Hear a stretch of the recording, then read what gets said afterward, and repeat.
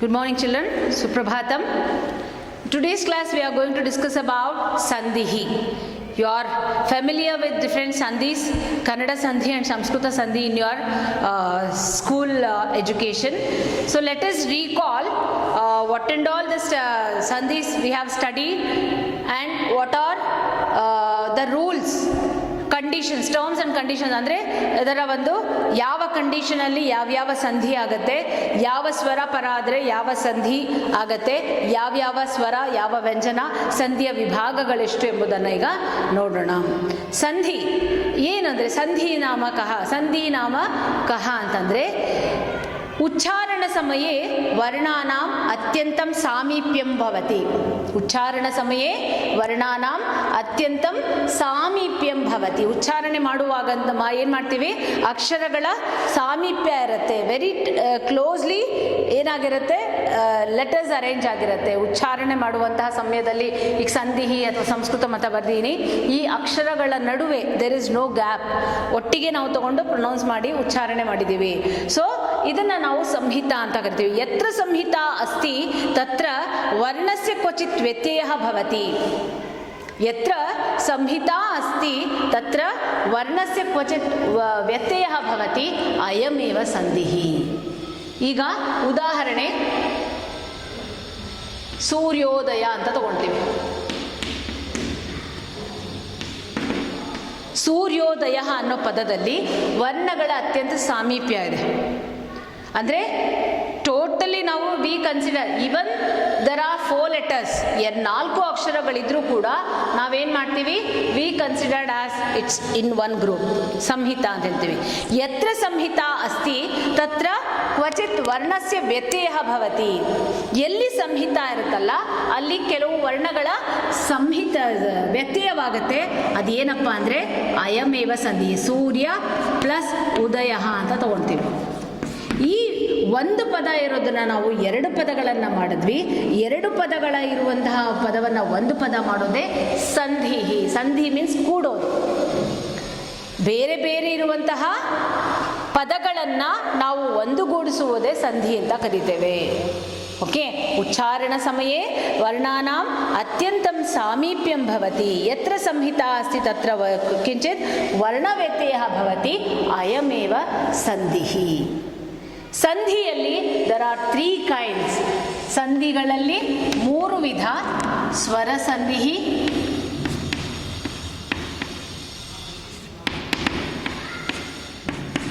ವ್ಯಂಜನ ಸಂಧಿ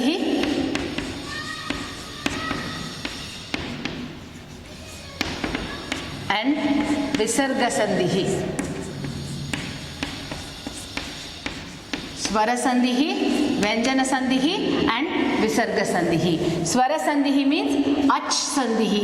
ಇವನ್ ಅಚ್ is called as ಸ್ವರ ಅಂತ ಹೇಳಿದ್ದೆ ನಾನು, ಅಚ್ ಸಂಧಿ. ವ್ಯಂಜನ ಸಂಧಿ ಮೀನ್ಸ್ ಹಲ್ ಸಂಧಿ. ಹಲ್ ಅಂದರೆ ವ್ಯಂಜನ ಅಂತ ಹೇಳಿದ್ದೆ ನಾನು ಫಂಡಮೆಂಟಲ್ಸ್ ಅಲ್ಲಿ. Okay.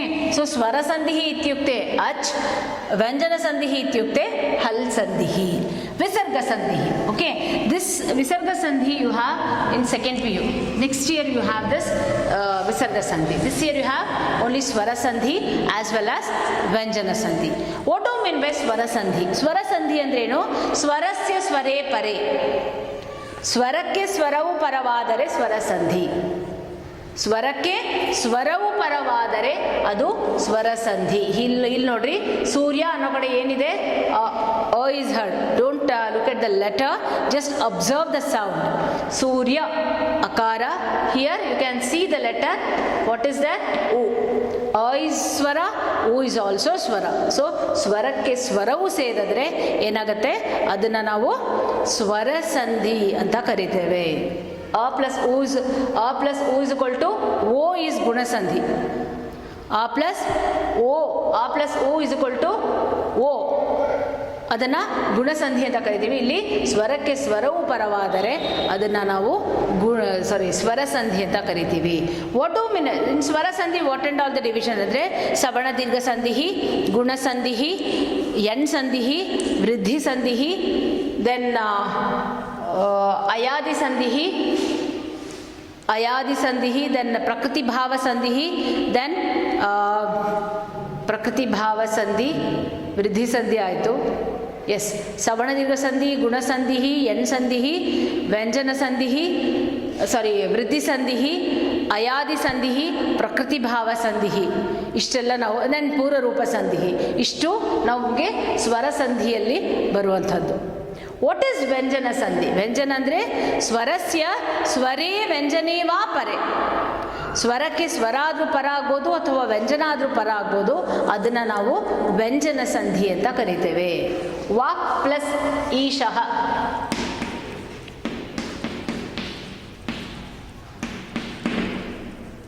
look at the example for ವ್ಯಂಜನ ಸಂಧಿ.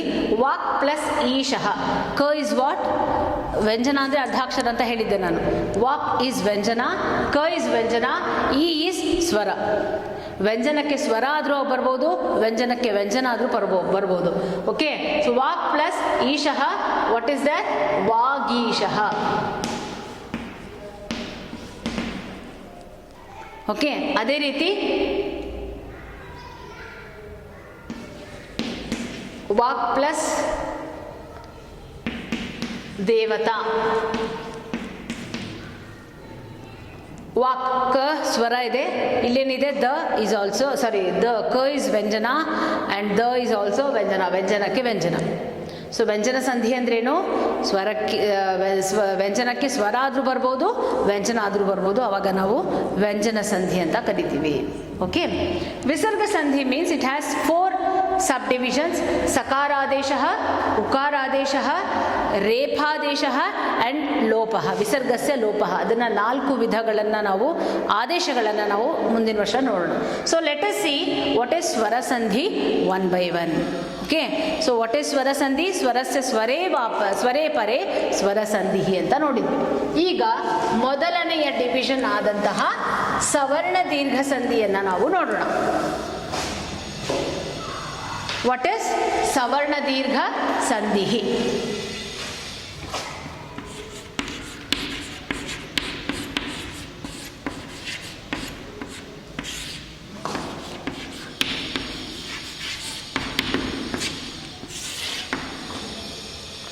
ಸವರ್ಣ ದೀರ್ಘ ಸಂಧಿ.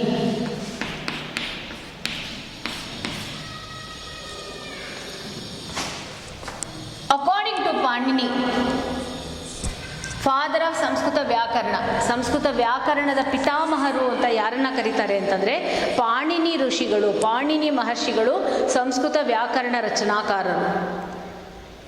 ಸಂಸ್ಕೃತ ವ್ಯಾಕರಣವನ್ನು ರಚನೆ ಮಾಡಿದವರು ಪಾಣಿನಿಗಳು. ಅವರು ಮಂದಮತಿಗಳಾಗಿದ್ದರು. When he was in his childhood he was a dumb student. ಮಂದಮತಿ ಅಂದರೆ ದಡ್ಡ ವಿದ್ಯಾರ್ಥಿ ಆಗಿದ್ದರು. ಆವಾಗ ಗುರುಕುಲದಲ್ಲಿ, earlier there was gurukul system, ಗುರುಕುಲಕ್ಕೆ ಹೋಗಿದ್ದಂತಹ ಮಕ್ಕಳೆಲ್ಲ ಪಾಣಿನಿ ಮಹರ್ಷಿಗಳನ್ನು ನೋಡಿ ಅಪಹಾಸ್ಯ ಮಾಡ್ತಾ ಇದ್ರಂತೆ. ಇವನು ದಡ್ಡ, ಇವನಿಗೆ ಏನೂ ಬರಲ್ಲ, ಮಂದಮತಿ, ಇವನಿಗೆ ಏನೂ ಬರಲ್ಲ ಅಂತಂದ್ಬಿಟ್ಟು. So he was insulted.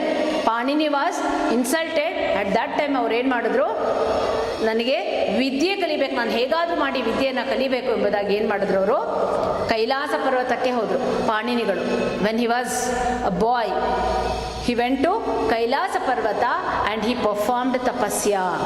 ತಪಸ್ಸನ್ನು, ಶಿವನನ್ನು ಕುರಿತು ತಪಸ್ಸು ಮಾಡಿದ್ರು. ಶಿವನನ್ನು ಕುರಿತು ತಪಸ್ಸು ಮಾಡಿದಾಗ ಶಿವ ಮೆಚ್ಚಿ ಅವನ ಎದುರುಗಡೆ ಬಂದುಬಿಟ್ಟು he made the sound of his damaruga. ಅವನ ಕೈಯಲ್ಲಿ ಡಮರುಗ ಇರುತ್ತಲ್ಲ, ಸೊ ಅವನ ಇನ್ಸ್ಟ್ರೂಮೆಂಟು. ಸೊ ಡಮರುಗವನ್ನು 14 ಟೈಮ್ಸ್ ಸೌಂಡ್ ಮಾಡಿದ್ರಂತೆ ಪರಮೇಶ್ವರ ಬಂದು ಸೌಂಡ್ ಮಾಡಿದಾಗ ಆ ಸೌಂಡಿಂದ ಏನು ಡಮರುಗ ಇತ್ತಲ್ಲ, ಆ ಡಮರುಗದಿಂದ ಸೊ ಏನಾಯಿತು, ಶಬ್ದಗಳು ಬಂತು. ಅ, ಈ, ಉ, ರು, ರು, ಓ, ಔ ಅಂತ ಶಬ್ದಗಳು ಬಂತು. ಲೆಟರ್ಸ್, ಅಕ್ಷರಗಳು ಹೊರಹೊಮ್ಮತಂತೆ. ಆ ಸೌಂಡು ಏನು ಮಾಡಿದಲ್ಲ ಆ ಶಿವ 14 ಬಾರಿ ನುಡಿಸಿದಾಗ ಆ 14 ಸ್ವರಗಳು ಅಂದರೆ ಬಂತಂತೆ. ಈಗ ಮಾಹೇಶ್ವರ ಸೂತ್ರಗಳು ಅಂತ ಕರೀತಾರೆ ಅದನ್ನು. 14 times he made sound by his damaru that just emitted the sound of different swaras. Those are called as Maheshwara Sutrani. 14 ಬಾರಿ ಡಮರುಗವನ್ನು ಬಾರಿಸಿದಾಗ ಅದರಿಂದ ಸ್ವರಗಳು ಹೊರ ಬಂತು. ಅ ಇ ಉಣ್ ರೂಲ್ ಋಕ್ ಎ ಓಂ ಐ ಔಚ್ ಹಯವರಟ್ ಲಣ್ ಜಭೈಂ ಘಡದಶ್ ಜಬಗಡದಶ್ ಖ ಫ ಛ ಠ ಥ ಚಟತೌ ಕಪೈ ಶ ಶ ಸರ್ ಹಲ್ ಎಂಬುದಾಗಿ ಈ ಪ್ರತ್ಯಾಹಾರಗಳು ಬಂತು ಆ ಡಮರುಗದ ಸದ್ದಿಂದ. ಆವಾಗ ಆ ಡಮರುಗದ ಸದ್ದು ಏನು ಬಂತಲ್ಲ, ಈ ಒಂದು ಪಾಣಿನಿಗಳು ಯಾರಿದ್ರಲ್ಲ ಅವರ ಮೇಲೆ ಪರಿಣಾಮ ಬೀರಿ ಆಗಲೇ ಅವರು ಸಂಸ್ಕೃತ ವ್ಯಾಕರಣವನ್ನು ರಚನೆ ಮಾಡೋದಕ್ಕೆ ನಾಂದಿ ಆಯ್ತಂತೆ. Earlier he was a dumb student. When he was blessed by Shiva by sounding the Damaruga and what the Pratyaharas came out from his Damaruga, that made Panini to write Vyakarana Shastra in Sanskrit. Okay, so according to Panini, ಸವರ್ಣ ದೀರ್ಘ ಸಂಧಿಯಲ್ಲಿ ಏನಪ್ಪ ಅದರ ಸೂತ್ರ ಅಂದರೆ ಅಕಹ ಸವರ್ಣೆ ದೀರ್ಘ ಅಂತ ಇದೆ. Okay, ಅಕಹ ಸವರ್ಣೆ ದೀರ್ಘ ಎಂಬುದಾಗಿ ಪಾಣಿನಿಯ ಸೂತ್ರ. ನಿಮಗೆ ಇಲ್ಲಿ ಎಲ್ಲೂ ಕೂಡ ಸೂತ್ರ ಕೇಳಲ್ಲ ಎಕ್ಸಾಮಲ್ಲಿ. What is the formula of ಸವರ್ಣ ದೀರ್ಘ ಸಂಧಿ, what is the formula of ಗುಣ ಸಂಧಿ, they never ask. Just I am telling ಅಷ್ಟೇ ನಿಮಗೆ. Okay, so what is the formula, ಅದರ ಕಂಡೀಷನ್ಸ್ ಏನಪ್ಪ, ಸವರ್ಣ ದೀರ್ಘ ಸಂಧಿಯ ಕಂಡೀಷನ್ ಏನಪ್ಪ ಅಂತಂದರೆ ಅ ಆ ಪ್ಲಸ್ ಅ ಆ is equal to a. Okay, e plus e is equal to e. u plus u is equal to u. ru illa, so plus ru is equal to ru. ಇದು ಸವರ್ಣ ದೀರ್ಘ ಸಂಧಿಯ ನಿಯಮ. ಏನಪ್ಪ ಅಂದರೆ ದಿಸ್ ಪಾರ್ಟ್ ಇಸ್ ಪೂರ್ವ ಪದ and this part is ಉತ್ತರ ಪದ. ಪೂರ್ವ ಪದಗಳಲ್ಲಿ ಅಕಾರ ಅಥವಾ ಆಕಾರಕ್ಕೆ ಇದೇ ಬರಬೇಕು, ಇದಕ್ಕೆ ಅಕಾರಕ್ಕೆ ಅಕಾರನೇ ಬರಬೇಕು, ಆಕಾರಕ್ಕೆ ಆಕಾರನೇ ಬರಬೇಕು ಅಂತಿಲ್ಲ. ಈ ಅಕಾರಕ್ಕೆ ಆ ಆದರೂ ಪ್ರೆಸೆಂಟ್ ಆಗ್ಬೋದು ಅಥವಾ ಆಕಾರಕ್ಕೆ ಅ ಆದರೂ ಬರ್ಬೋದು. ಸೊ ಪೂರ್ವಪದೇ ವಿದ್ಯಮಾನೆ, ಓಕೆ, ವಿದ್ಯಮಾನಾನಾಂ ಅಕಾರಸ್ಯ ಅಕಾರೇ ಪರೇ ತತ್ರ ದೀರ್ಘಾಕಾರಃ ಭವತಿ. ಗ್ರಂಥ plus ಆಲಯಃ, Grantha plus Alaya. Here you can see Grantha. What is heard here? Akara. Okay. Then Alaya. What is seen here? A. Plus A is equal to what comes? A. Finally, how do we write? Granthalaya. Did you understand? Yes. Next, E plus E. Gauri plus Ishaha. Gauri plus Ishaha. What is here? Gauri. What is there? E or E?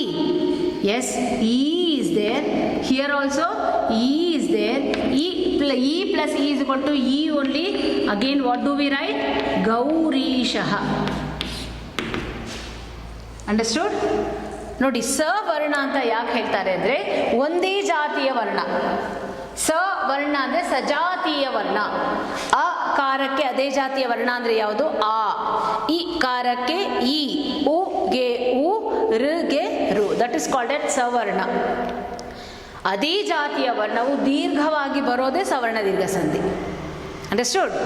ನಾವು ಉ plus ಉ. What is that? I'll write here Guru plus Upadeshaha. Guru, what is that? Ukara. Here again Ukara. U plus U, what will come? Again U, that is Guru Upadeshaha. Getting my point? Yes. Next, Ru plus Ru. Matru plus Runam. Here what is that? Rikara. Here again rukara, ru plus ru is equal to ru matrunam. See, this is called ru matrunam. Pitru plus runam, pitrunam. Understood? This is what the examples of Savarna Dirgha Sandhi. Granthalayah, Gaurishah, Gurupadeshah, Matrunam. Understood? Shall we move to next Sandhi? Yes.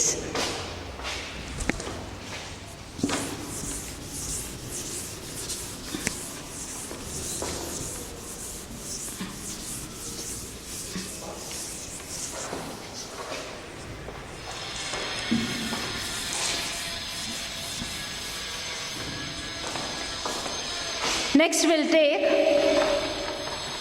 Guna Sandhi.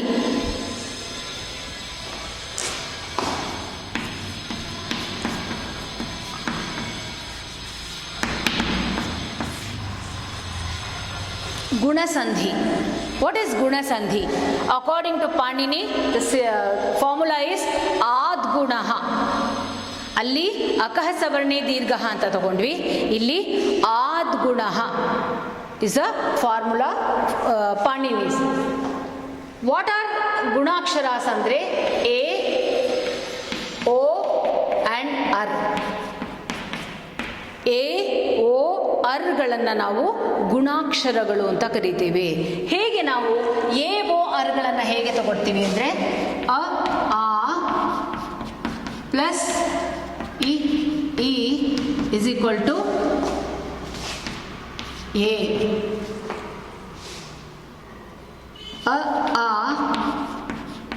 I think you don't see the reflection. Let me use white chalk only.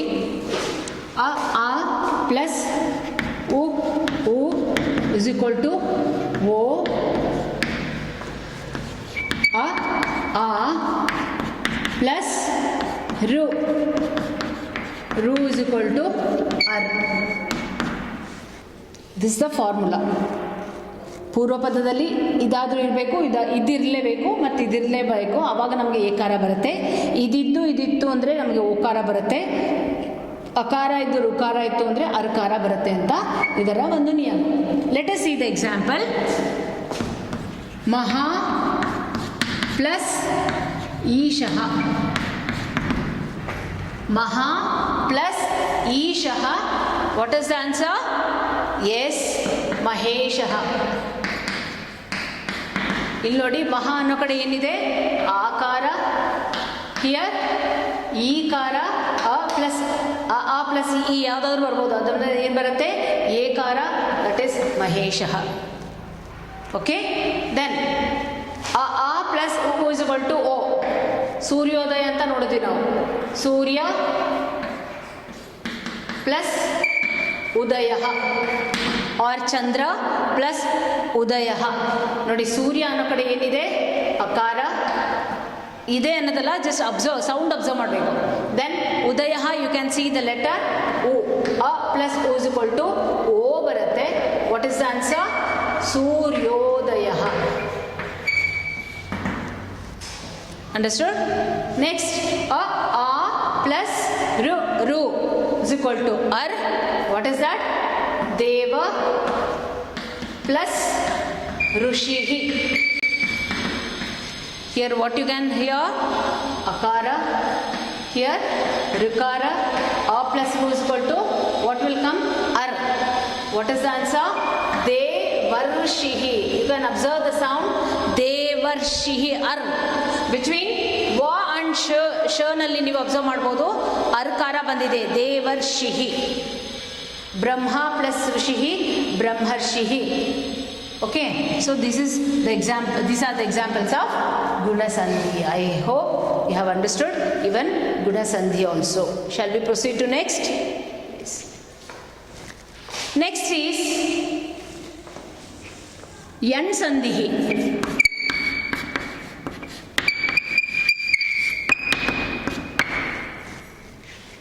Next is Yan Sandhi. Yan means Yan ಅಕ್ಷರಗಳು, not ಹೆಣ್. Okay, N it is.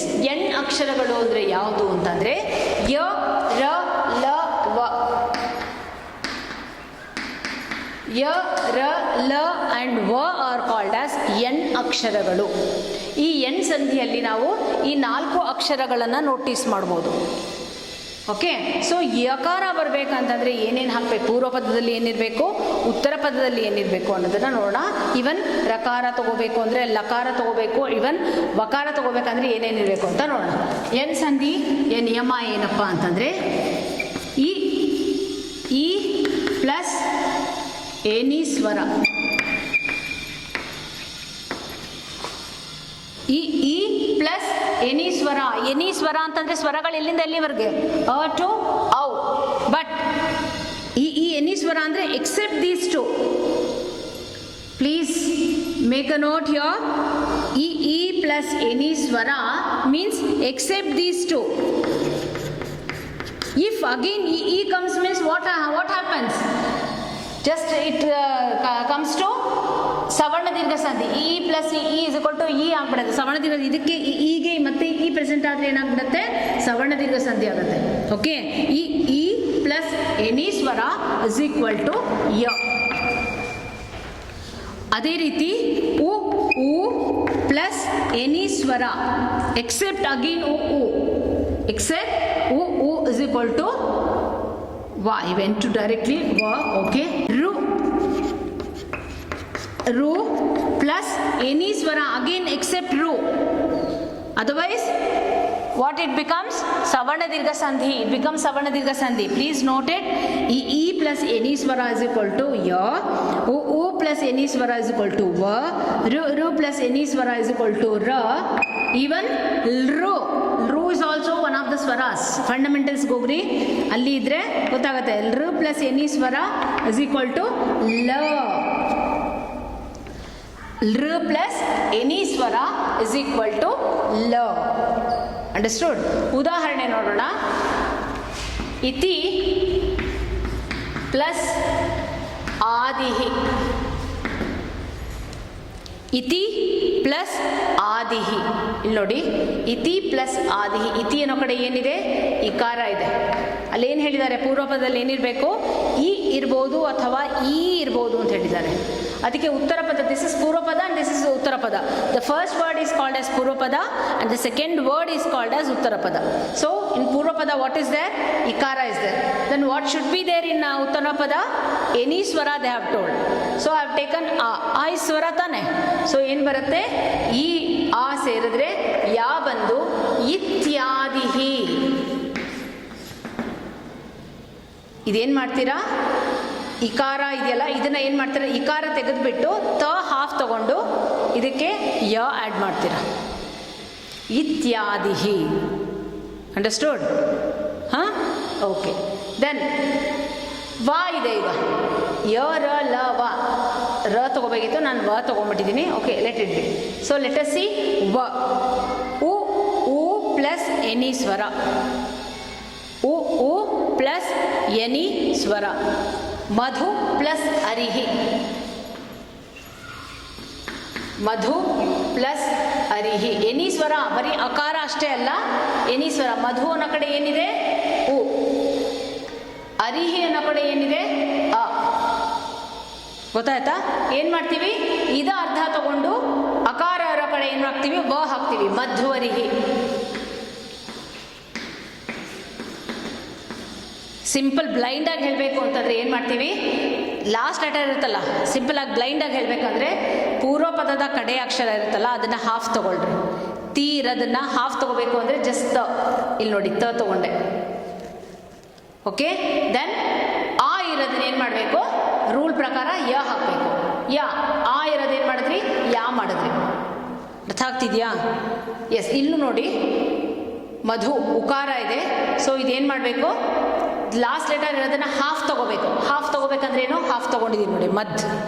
ಇಲ್ಲಿ ಅ ಇದೆ, ಅ ಬದಲಿಗೆ ಏನು ತೊಗೋಬೇಕು ನಾವು, ಊಗೆ ಏನು ಬರಬೇಕು, ವ. ನೋಡಿ, ವ, ಆ ತೆಗೆದ್ಬಿಟ್ಟು ವ ಹಾಕಿದೆ. The rest all is same.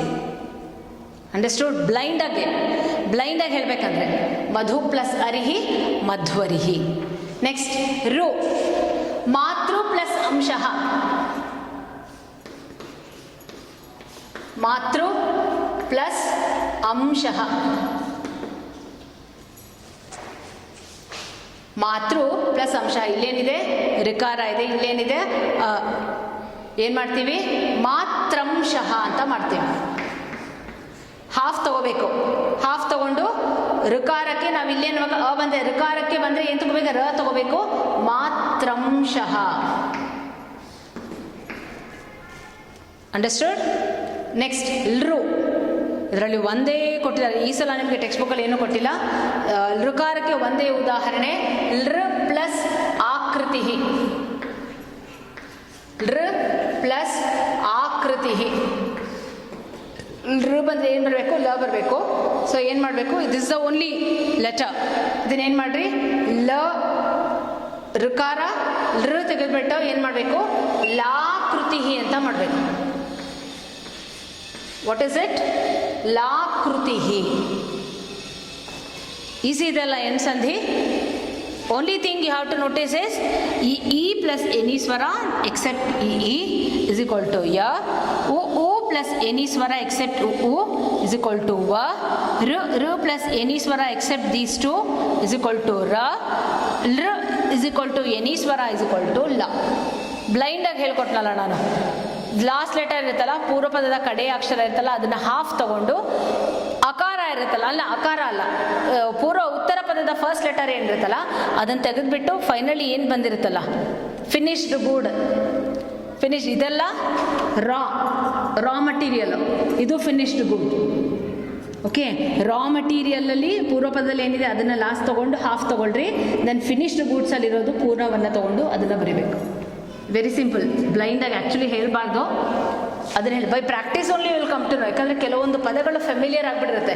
ಸವರ್ಣ ದೀರ್ಘ ಸಂಧಿ, ವೃದ್ಧಿ ಸಂಧಿ, ದೆನ್ ಎಣ್ ಸಂಧಿಗೆಲ್ಲ ಕೆಲವೊಂದು ಫೆಮಿಲಿಯರ್ ವರ್ಡ್ಸ್ ಇರುತ್ತೆ. Repeatedly they ask the same thing. Okay, did you understand ಎಣ್ ಸಂಧಿ? ಎಸ್, ಸವರ್ಣ ದೀರ್ಘ ಸಂಧಿ ಓವರ್, ಗುಣಸಂಧಿ ಓವರ್, ಆ್ಯಂಡ್ ಎಣ್ ಸಂಧಿ is over. Let us move to the last ಸಂಧಿ. Sorry, today's last, not all, still are there. So let us wind up today's class by after Vriddhi Sandhi, explaining Vriddhi Sandhi.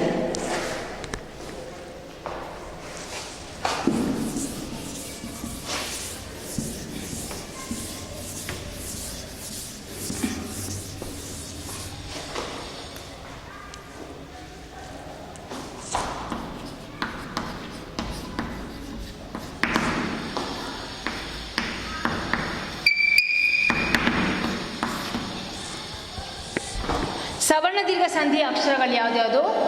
ಆ, E, ಉ, ರು. ಗುಣಸಂಧಿ ಅಕ್ಷರಗಳು ಯಾವ್ದ್ಯಾವುದು? A, ಓ, ಅರ್.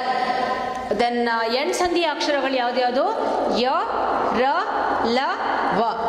ವೃದ್ಧಿ ಅಕ್ಷರಗಳು ಯಾವ್ದ್ಯಾವುದು ಅಂತಂದರೆ I, ಔ. Actually ನಿಮ್ಗೆ ಎರಡೇ ಕೊಟ್ಟಿರೋದು. ಈವನ್ ಆರ್ ಈಸ್ ಆಲ್ಸೋ ದೇರ್. ಐ, ಔ ಆ್ಯಂಡ್ ಆರ್. ಆರ್ ನಿಮಗೆ ಎಲ್ಲೂ ಕೊಟ್ಟಿಲ್ಲ, ಬರೀ ಈ ಐ ಮತ್ತು ಔ ಮಾತ್ರ ಕೊಟ್ಟಿದ್ದಾರೆ. Let us see the rule. ಅ, ಆ ಪ್ಲಸ್ ಎ ಐ ಇಸ್ ಈಕ್ವಲ್ ಟು ಐ. ಅ, ಆ ಪ್ಲಸ್ ಓ, ಔ ಇಸ್ ಈಕ್ವಲ್ ಟು ಔ. ಓಕೆ, ಅ, ಆ ಪ್ಲಸ್ ರು, ರು ಇಸ್ ಈಕ್ವಲ್ ಟು ಆರ್ ಅಂತ ತಗೊಳ್ತೀವಿ. ಬಟ್ ಇದು ನಿಮಗೆ ಕೊಟ್ಟಿಲ್ಲ, ಇದ್ರ ಬಗ್ಗೆ ಏನು ಬೇಡ. ಆ್ಯಕ್ಚುಲಿ ವೃದ್ಧಿ ಅಕ್ಷರಗಳು ಐ, ಔ, ಆರ್. Let us see these two only. ಆ, ಆ ಪ್ಲಸ್ ಎ ಐ. ಪೂರ್ವ ಪದದಲ್ಲಿ ಇದರ್ ದಿಸ್ ಆರ್ ದಿಸ್, ಉತ್ತರ ಪದದಲ್ಲಿ either this or this. Finally we get ಐ. ಉತ್ತರ ಪದ ಪೂರ್ವ ಪದದಲ್ಲಿ ಇದಾರು ಇದಿರ್ಬೋದು, ಇದಾದರೂ ಇದಿರ್ಬೋದು. ಫೈನಲಿ ನಾವು ಇದು ತಗೊಳ್ತೀವಿ. ಈಗ ಒಂದು ಉದಾಹರಣೆ ನೋಡೋಣ. ಏಕ ಪ್ಲಸ್ ಏಕಂ. ಏಕ ಪ್ಲಸ್ ಏಕಂ, ಇದು ಗೊತ್ತೇ ಇದೆ ನಿಮಗೆ ಪದ. ಇದು ಏಕ, ಏಕಂ. ಏಕ ಅನ್ನೋ ಕಡೆ ಏನಿದೆ ಅಕಾರ, ಏಕಂ ಅನ್ನೋ ಕಡೆ ಏನಿದೆ ಏಕಾರ. ನೋಡಿ, ಆ ಪ್ಲಸ್ ಎ ಐ. ನೋಡಿ, ಆಗೆ ಎ ಐ ಬಂದರೆ ಐಕಾರ ಬರುತ್ತೆ. ಏಕೈಕಂ, ಏಕೈಕಂ. ನೋಡ್ರಿ, ದೆನ್ ಗಂಗಾ ಪ್ಲಸ್ ಓಗಹ. ಗಂಗಾ ಅನ್ನೋ ಕಡೆ ಏನಿದೆ, ಆಕಾರ ಇದೆ. ದೆನ್ ಓಗಹ, ಓಗ ಮೀನ್ಸ್ ಸ್ಪೀಡ್, ಗಂಗೆಯ ರಭಸ. ಓಗಹ, ಓ ಅನ್ನೋ ಕಡೆ ಏನಿದೆ, ಸೊ ಇಲ್ಲಿ ಓ ಇದೆ. ಸೊ ಫೈನಲಿ ವಿ ಗೆಟ್ ಔ, ದಟ್ ಈಸ್ ಗಂಗೌಗಹ. ಗಂಗಾಯಾಹ ಓಗಹ ಗಂಗೌಗಹ. Understood? A plus ai is equal to I. A plus o au is equal to au. ಪ್ರ ಪ್ಲಸ್ ರಿಚ್ಛತಿ ಪ್ರಾರ್ಛತಿ ಅಂತ ಆರ್ಕಾರಕ್ಕೆ ಬರುತ್ತೆ. ಅದು ನಿಮಗೆ ಕೊಟ್ಟಿಲ್ಲ, ಜಾಸ್ತಿ ತಲೆ ಕೆಡ್ಸ್ಕೊಬಿಡಿ. ಓಕೆ, ಅಕಸ್ಮಾತ್ ಲೆಸನಲ್ಲಿ ಮಾಡುವಾಗ ಯಾವ್ದಾದ್ರು ಆರ್ಕಾರ ಬಂತು ಅಂದರೆ ಹೇಳ್ತೇನೆ. ಸೊ ಏಕ ಪ್ಲಸ್ ಏಕಂ ಏಕೈಕಂ, ಗಂಗಾ ಪ್ಲಸ್ ಓಗಹ ಗಂಗೌಗಹ. ದಿಸ್ ಇಸ್ ಅಬೌಟ್ ವೃದ್ಧಿ ಸಂಧಿ. Did you understand? ಸೊ ಸವರ್ಣ ದೀರ್ಘ ಸಂಧಿ ಆಯಿತು ಸ್ವರ ಸಂಧಿಯಲ್ಲಿ. ದೆನ್ ಗುಣಸಂಧಿ, ಎನ್ ಸಂಧಿ ಆ್ಯಂಡ್ ವೃದ್ಧಿ ಸಂಧಿ. 4 sandhis we have covered in today's class. So what is left out? ಅಯಾದಿ ಸಂಧಿ, ಪೂರ್ವರೂಪ ಸಂಧಿ, ಪರರೂಪ ಸಂಧಿ ಮತ್ತು ಪ್ರಕೃತಿ ಭಾವ ಸಂಧಿ. ಸಂದೇಹ ಅಭಾವ, ಅದು ಪ್ರಕೃತಿ ಭಾವ, ಇವನ್ it is also not necessary. So ಅದನ್ನು ನಾವು coming classes will discuss. Okay, please find the words from your textbook if you have, and you can frame, and you can, sorry, not framing, you can split and join choosing these 4 sandhis: savarna dirgha sandhi, guna sandhi, ವೃದ್ಧಿ ಸಂಧಿ and N ಸಂಧಿ. ಈ 4 ಸಂಧಿಯ ಯಾವುದಾದ್ರು ಪದಗಳು ಕಾಣ್ತು ಅಂತಂದರೆ just make A note, ಅದನ್ನು ನೀವು ಸ್ಪ್ಲಿಟ್ ಮಾಡಿ ಮತ್ತು ಜಾಯಿನ್ ಮಾಡಿ. Observe Purvapadas and Uttarapadas. After Purvapada what is there, and after joining Purvapada as well as Uttarapada ಏನು ಬಂತು ಅದನ್ನು ಅಬ್ಸರ್ವ್ ಮಾಡ್ಕೊಳ್ರಿ. ಗ್ರಾಮರ್ ನೀವು ಎಂಜಾಯ್ ಮಾಡಿದ್ರೆ ಮಾತ್ರ ನಿಮಗೆ ಅರ್ಥ ಆಗುತ್ತೆ. ಸುಮ್ಮನೆ ಗ್ರಾಮರು ಏನಪ್ಪ ಅಂತಂದರೆ definitely you feel difficult. It's very easy. Grammar is very easy, just like mathematics. ನೀವು ಒಂದ್ಸಲ ನಿಮಗೆ ಅರ್ಥ ಆಗಿಬಿಟ್ಟು ಅಂತಂದರೆ ಜಸ್ಟ್ ಫ್ಲೋ ಹೋಗ್ತಾ ಹೋಗುತ್ತೆ. ಮ್ಯಾಥಮೆಟಿಕ್ಸಲ್ಲಿ ಹೇಗೆ ಒಂದು ಸ್ಟೆಪ್ ನೀವು ಸಾಲ್ವ್ ಮಾಡ್ತಿದ್ದಂಗೆ ಅದು ನಿಮಗೆ ಲಿಂಕ್ ಕೊಡ್ತಾ ಹೋಗುತ್ತೋ, ಅದೇ ರೀತಿ even grammar also you have to go into depth ಹೋದ್ರಿ ಅಂದರೆ ಡೆಫಿನೆಟ್ಲಿ 12 ಮಾರ್ಕ್ಸಿಗೆ 12 ಫಿಕ್ಸ್.